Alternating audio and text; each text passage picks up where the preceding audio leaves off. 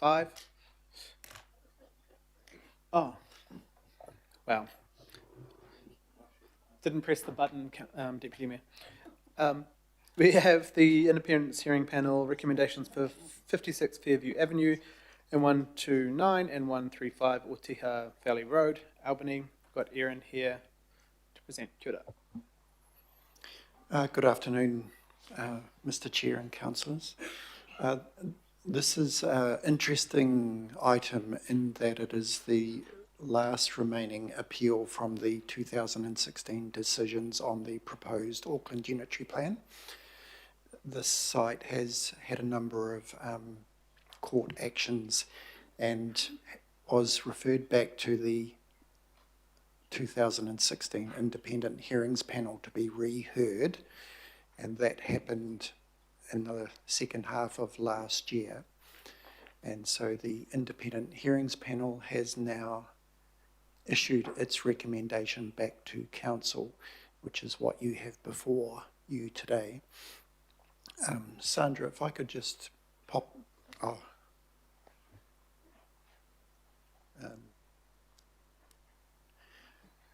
By way of context for you all, it's a site in Albany on Otiha Valley Road.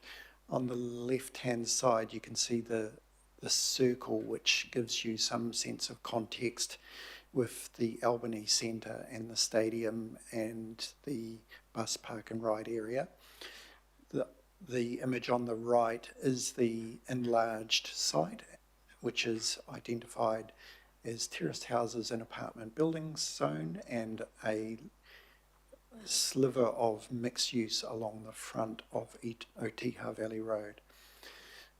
So the hearings panel essentially looked at whether or not there should be a precinct applied to this site, which was the submitter's submission, whereas the council considered that a height variation control to provide for 22 metres in height in terms of the buildings on this site was more appropriate, and that the underlying zoning of terraced houses and apartment buildings and mixed use in conjunction with the height variation control would adequately manage any development on the site.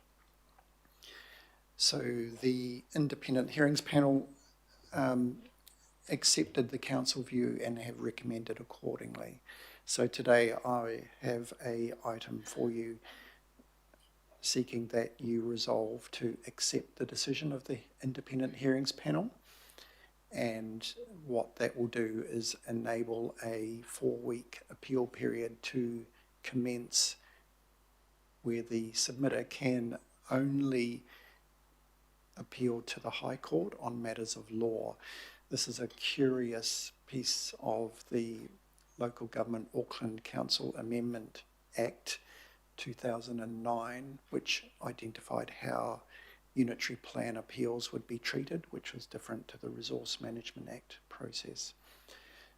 So today, a resolution to accept will take the next step in this process to resolve the final matter associated with the proposed Auckland Unitary Plan. Thank you. Thank you. Do I have any, a mover? I'm happy to move. Second? Yes. Councillor Henderson. Right, do we have any questions? No questions? Oh, sorry, Councillor Watson. Thanks, Mr. Chair. A couple of questions. I mean, this has been going for the best part of a decade, longer in fact. First one, that you mentioned just submitter, Erin. So Northeastern Investment Limited, I thought they were a party to proceedings earlier on the piece. Have they just dropped out then, have they? No, they were the original submitter and they have been part of all of the proceedings. Is that not clear in my report? Oh, yeah, it just refers to the Neil, like the Neil site. Sorry, that's not to be mixed up with the Neil Group, who are a property development company. that NEIL in capital stands for North Eastern Investments Limited. Okay, So okay. my apologies And about that. Heritage Land, okay, I was taking it, okay.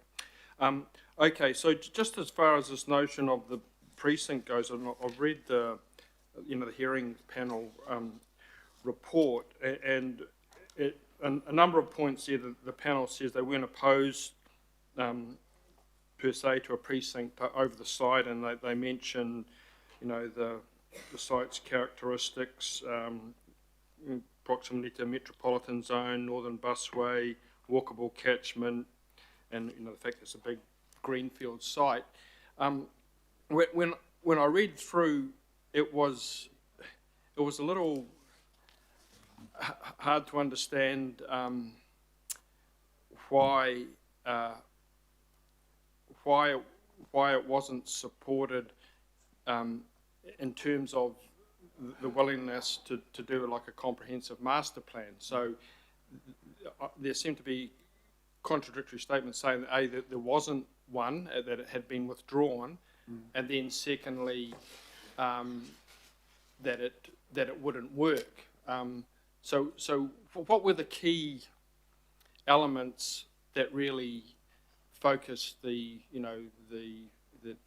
opposition to it, or the decision to not pursue the precinct? What were the key elements that really saw it being discounted in the way it was? Through the chair, essentially the submitter was seeking a variety of heights across the site, and that is best managed through something like a precinct. And you'll recall that our precincts in the unitary plan provide resource management provisions that deliver for unique circumstances that can't be managed by the zone. So the nature of the development that they were seeking a precinct for was not supported by our council witnesses, because their view was that the zoning as it is, being terraced houses and apartment buildings and mixed use plus a height variation control, could manage everything about the development that we understood that they are aspiring to undertake. Does that help? Yes. So so we're in a situation now where they're recommending like 22 metres, which essentially is what, 6 to 7 stories. Yes. And that Yes. that goes right across the whole site. Then Yes. that zoning. Yes, it does. Okay. So I know we had a number of expert witnesses that talked about the amenity and the overall aesthetic. And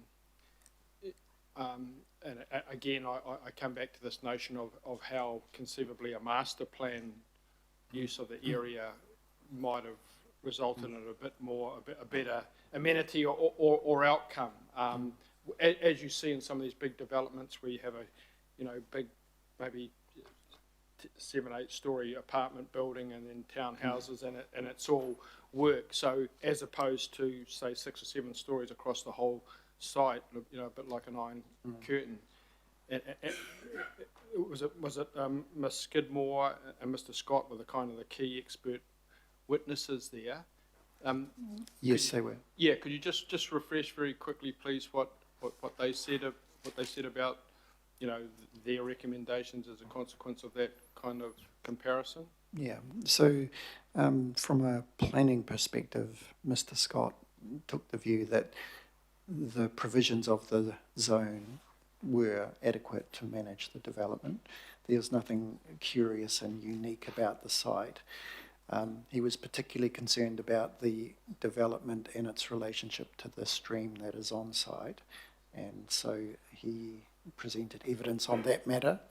And Miss Skidmore, who is a landscape architect, was provided her opinion about the development, given that the site is raised from the road. So the road is here and the site is up here.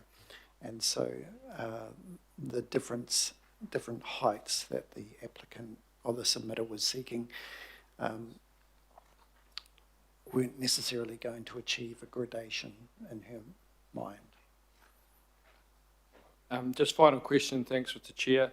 In terms of the Neil group, then their ability to appeal as a consequence of this is pretty limited now. If this recommendation goes through, other than a point of law, is it? Yeah, that's correct. That's a High Court proceeding that they have available to them if they consider that there is a point of law that is not being correctly managed.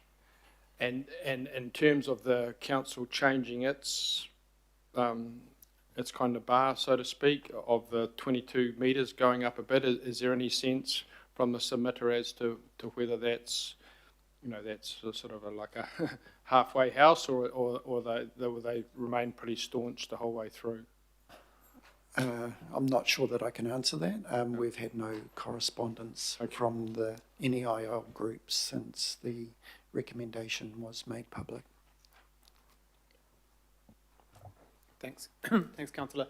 Thanks, Erin. Are there other... Oh, Councillor Filipina.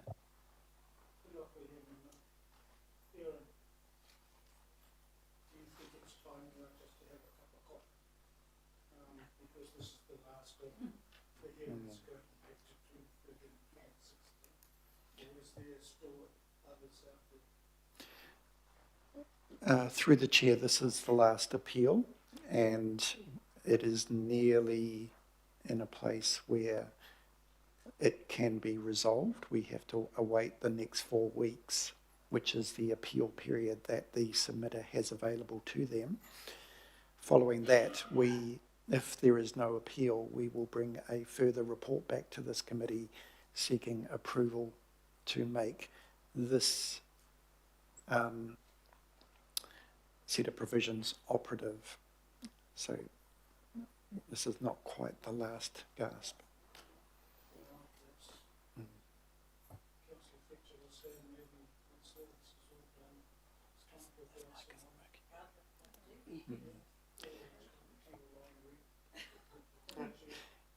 Through the chair, I don't want to say anything in case I jinx this.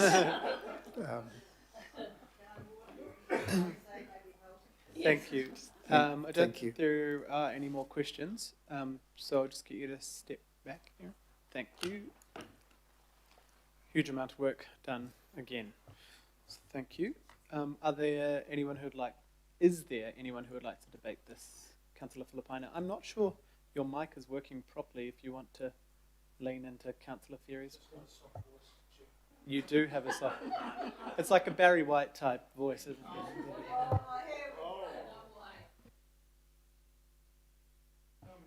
Chair, look.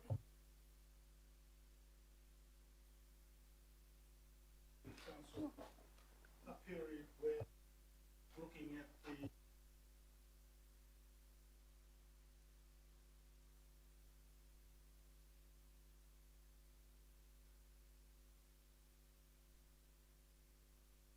Oh, sorry, Councillor Filipina. I just will get you to use Councillor Ferry's. They're saying online that they can't hear you at all. So.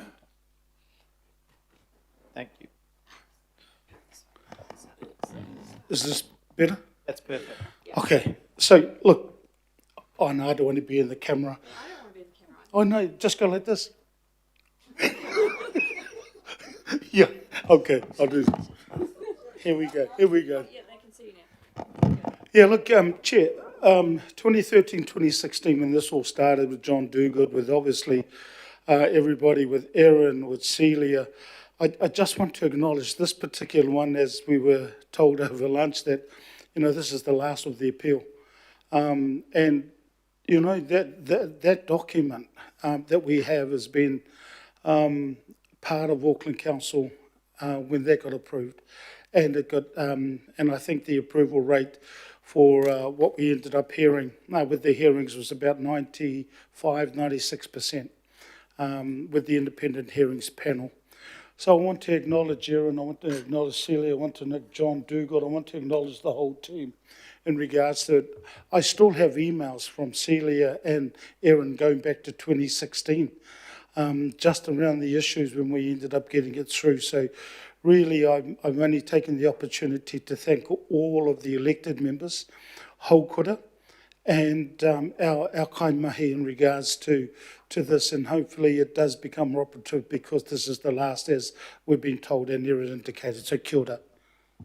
Kia ora. Thank you, Councillor Filipaina, and thank you to your for your leadership too throughout that time.